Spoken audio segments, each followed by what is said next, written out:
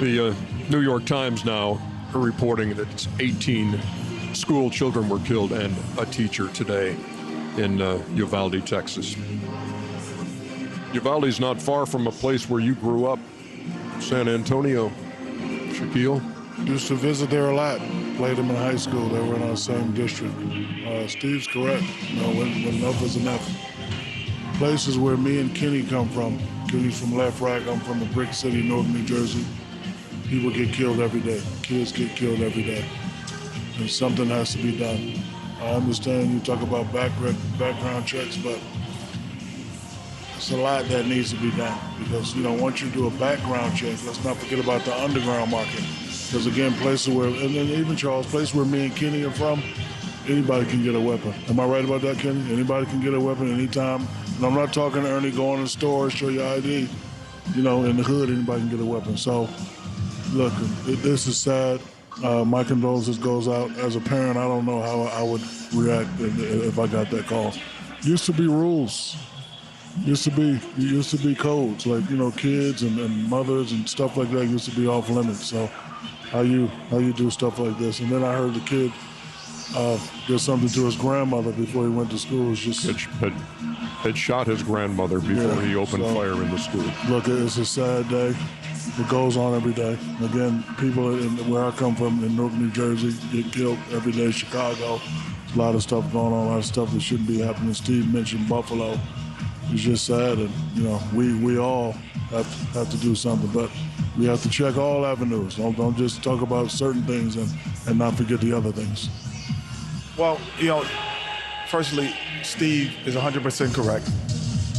And those who don't know, research Steve Kerr in the background where he comes from and why he feels so differently about certain things. When you talk about social justice, you talk about African-American justice, you talk about guns and violence. A father who was assassinated. You know, do your research on Steve Kerr first. That man is a trooper. Always admired him, played with him in the World Games, was my roommate in the World Games, one of my favorite people in the world, firstly. Secondly, the demonic mind is illogical. So you can't put logic to how that happened. There is no logic to demonic. So there is no, oh, he wasn't in the right mind, he was demonic. Let's start there. That's a demonic act to walk into an elementary school and do the things that he's done. And, you know, so we just got to pray for the families. And we have to understand where this country is right now in terms of mental health, physical health, and as Steve said, the availability to get armed weapons. Been a rough couple weeks, man. It has, Joe. It's been a rough couple weeks. That thing in Buffalo shook everybody up. This thing today shook us up. And what's heartbreaking to me in both instances, what is making young kids do this stuff? That's what's scary. These last two attacks were carried out by young kids. What is happening in your life at 17, 18 years old that makes you so angry that you react like this? You know, it should be hard to get guns. It's way too easy to get guns. The ghost gun thing is a big issue in this country. And our politicians, they are the worst example we can follow. This notion that every single thing that happens in the world, we have to vote among party lines, no matter what the subject is. I'm a Democrat, I'm a Republican, I'm gonna go with my team. Instead of representing the people, you're supposed to represent all the people.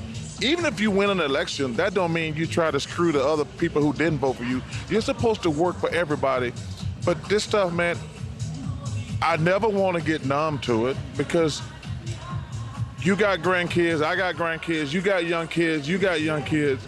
You send them to school, you think like, you never used to think when you send your kids to school something bad was gonna happen. But you go back to Sandy Hook, and now it's happening years later, man. It's just really heartbreaking.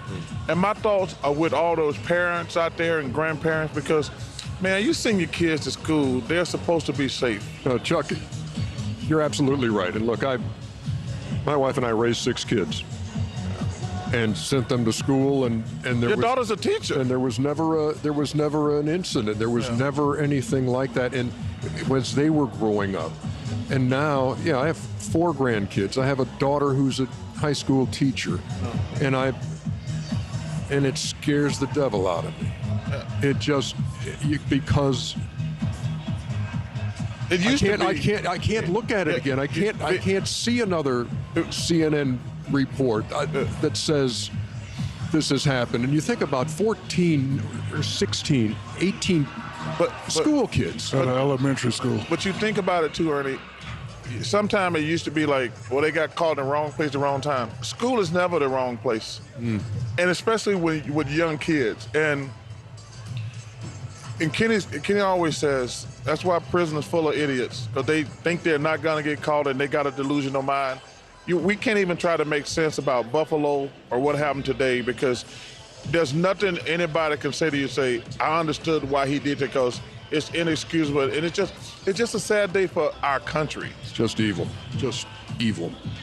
Our hearts go out to all those in Uvalde, Texas. LeBron James simply has to be changed, has to be praying to the heavens above, to all with kids these days in schools. Jason Tatum, breaks my heart hearing this news. No parent should ever have to lose their child. Praying for the families of those kids and their teacher. It's devastating. And Chris Paul, absolutely tragic. We have to do better as a country. Family sending prayers to the families affected today at Robb Elementary.